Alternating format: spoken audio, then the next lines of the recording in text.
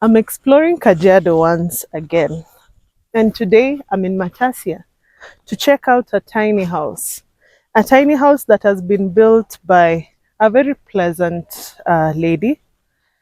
She is more or less like a mother. She's actually a mother. And we are going to talk generally about how she came about this idea and how she built it. Also, I will give you snippets of her house. It is beautiful. She has no experience in construction, and it warms my heart to see how, as long as you are passionate about something, you're able to deliver such quality work. I keep saying quality because I only show quality in this channel. So today, I want you to walk with me as we say hi to a very pleasant lady.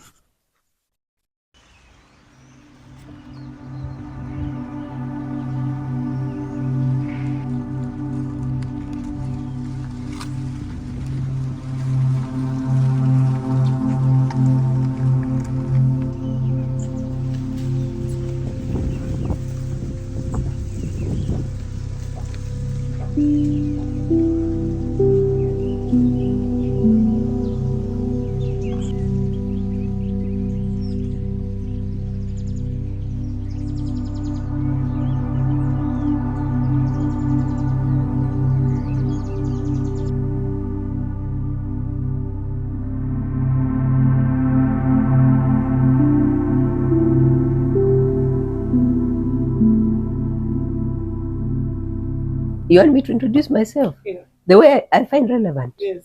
Let me tell you the truth. Let me answer like me. Me, I am clay that's kept alive by the breath of the Most High, like the rest of humanity. I've answered that way with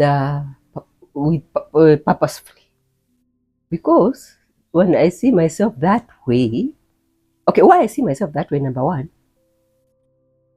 is it helps me to stay in perspective of who I am. I am a sojourner here. I'm here for a brief time, and then I'll go to meet my maker. And when I live in that awareness, then I will live the life I'm supposed to live before my maker. And that means essentially in the fear of God. I have gone to school. I have so many papers after my name. I have so many things I've done, this, that, and the other, and or perhaps I'm still doing. So the fact that I can do these things is because, again, of God's grace, you see. Yeah. Now, the other thing I say that is that if we all saw ourselves as as clay, because that is the truth, because this is just a tent that houses us for a brief time and then it goes back to the soil. If we all saw ourselves in that perspective, then these people who have their noses in the air will never do that. True. We'd all be humble. Yeah. It is not up to 1 year since she moved to this place, yet you can clearly see how much effort she has put, especially in her food production. She takes me around her farm just to show me a little bit of what she has planted, as well as help me identify some of the fruits that I had no idea about. She points out some few vegetables that we got to eat, and you will see the meal she prepared for us as you progress with the video. This one. Yes. You've seen it, eh? Yeah. So we ate that one and the other one, and the two leaves which I showed you. Yeah.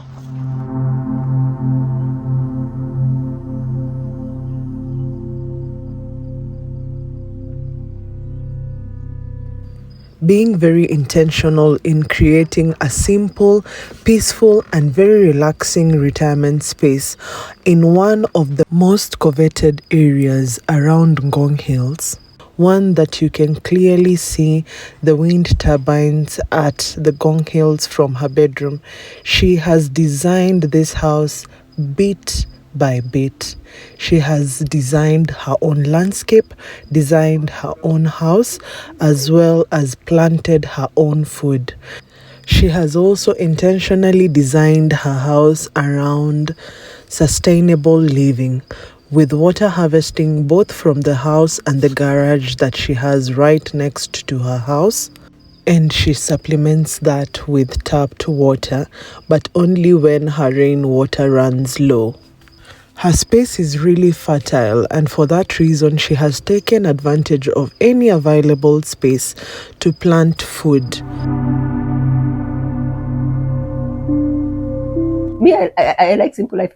In fact, I tell people I believe in a humble, down to earth, but quality life. Yeah. I had to find out why she did a tiny house, and so I asked her, and this is what she answered. Simple and very functional. It serves my purpose to the dot. Yes. I still wanted to know what her biggest motivation was to live tiny. Okay, let me put it this way. I have chosen to live a purposeful life. Yeah. Her living room is a decent-sized space with just 2 chairs and a bookshelf tucked at the corner, almost making this space feel like a reading nook. But there was no TV, so I asked her how she entertains herself. Imagine, were we created to live in entertainment? Thank you. Me, I don't stay indoors, Grace. Me, I'm outdoors with my plants most of the time. But when I'm around, and of course, I do my own house. Okay, let me say homesteading. To cut a very long story short. Yes. Yeah.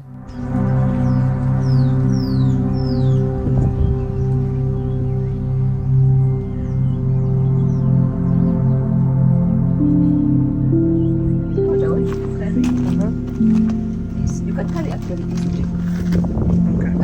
It won't hurt to have tree in the compound. Tree here can get them anytime. White support. This one which is ready. This one. You have the tree here? Or it's my neighbor's. Okay. Okay, that's the tree. Come and see.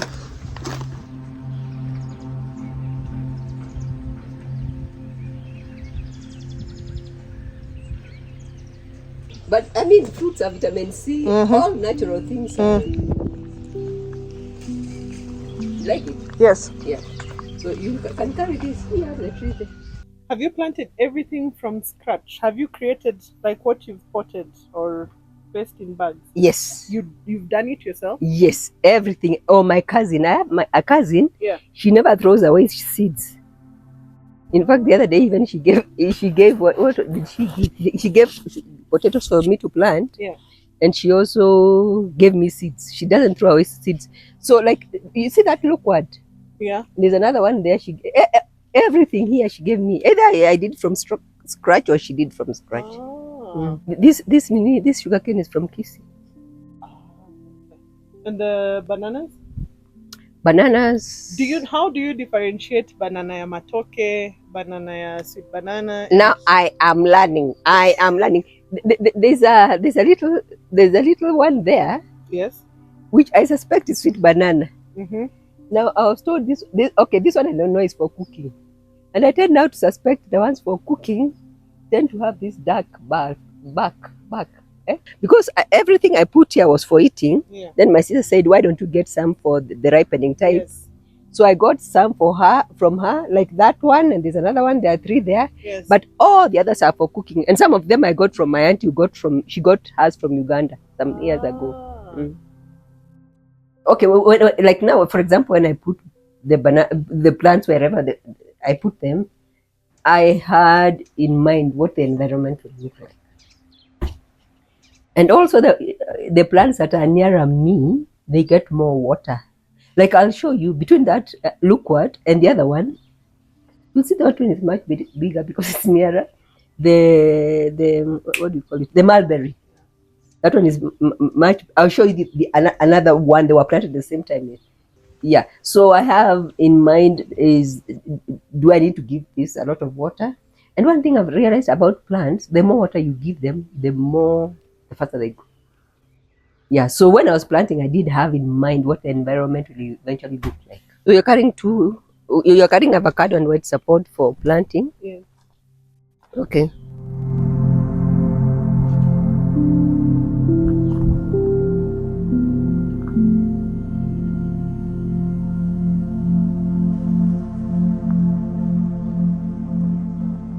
I then asked her what type of water she uses to water her plants, and this is how she clarified it.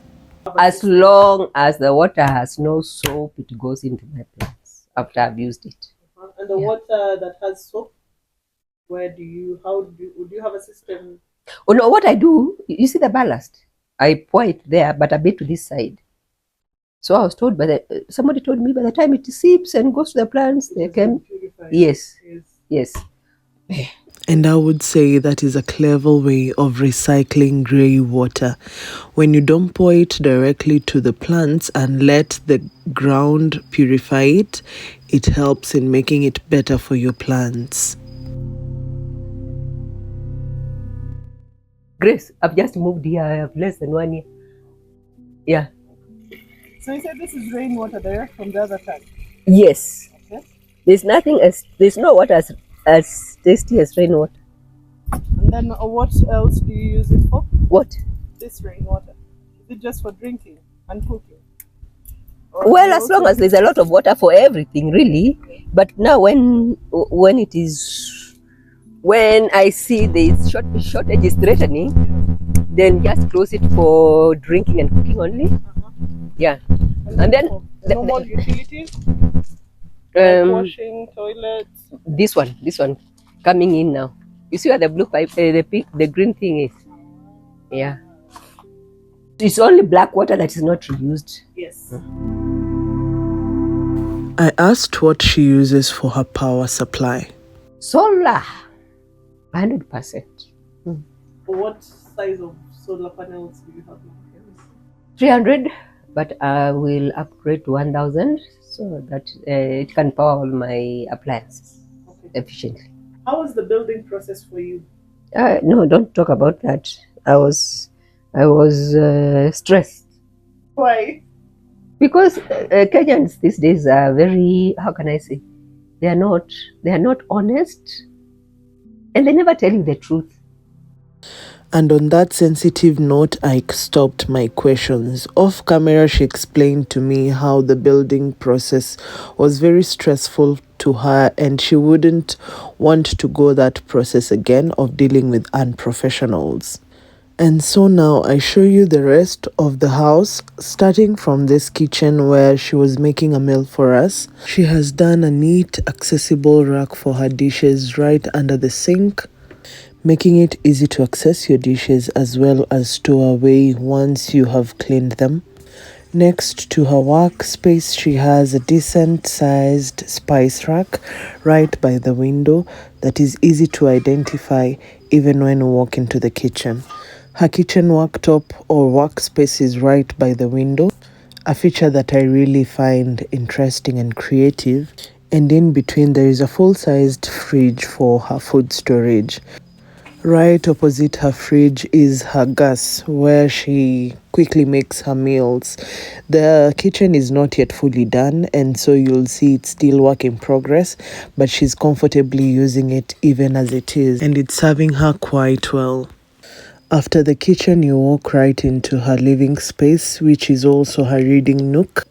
This is also the space where she has her meals and entertains guests from. And this is the amazing meal she made with fresh vegetables from her farm.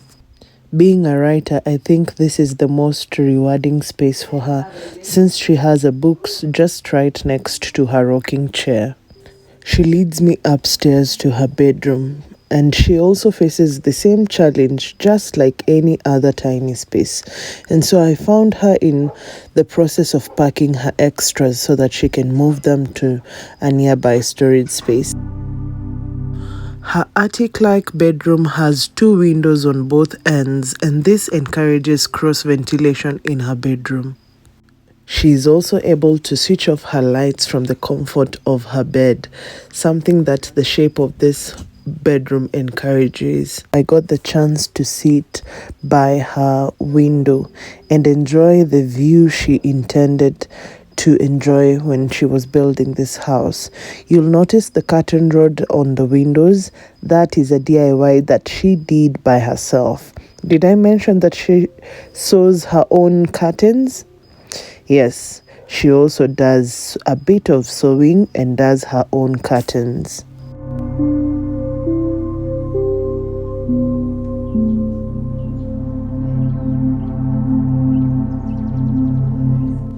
Isn't that a top dollar view?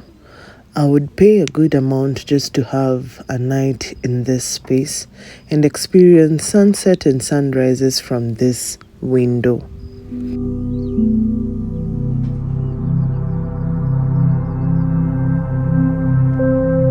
We then go down the stairs to the washroom and toilet, where she has it tucked right next to her living room. Her bathroom is not that big, but it's enough for her, and she has creatively designed it. This cistern you see by the wall, I think is a good add-on to this space because it only takes a tiny bit of space. Then let's not forget her tissue holder that I also find very creative, as it can hold 2, maybe 3 rolls at a go. Her shower area is very minimal and neat and makes the space look bigger than it is. It only breaks my heart that we have so many people who are interested or have the need to have nice things built, but we're very selfish with our skill and knowledge that we do not want to share with people who would benefit from this. And from our discussion, you can also pick that even those who are given the opportunity to deliver quality jobs somehow mishandle these projects, and it leaves a bad taste in people's mouths even after they've done their construction. And that's the main reason why most people prefer dealing with companies, contractual companies that would do the construction start to finish. But even then, there are people who've gone through disappointment. I can only wish that for us who are in this built environment, we could take care of our clients better. We would be able to translate their needs better, and they do not have to go through the headache of design and construction when we who have studied and practiced this over the years are here to deliver work, and quality work, not just work. I can only pray that from this channel, the youths who are talented to learn some of these trade skills like carpentry, welding, cabinetry, they are able to express their skills and be professional enough to do quality jobs. I've spent time in this house and I've learned so much.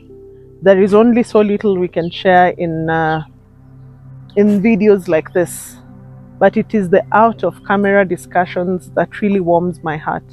And with each visit, I learn something new. With each visit, I am blessed in different ways. I have been blessed in this house, and we can only pray that should someone get to stay here when it is finally open for visitors, they will get the same blessings I have gotten here. Until next time, bye.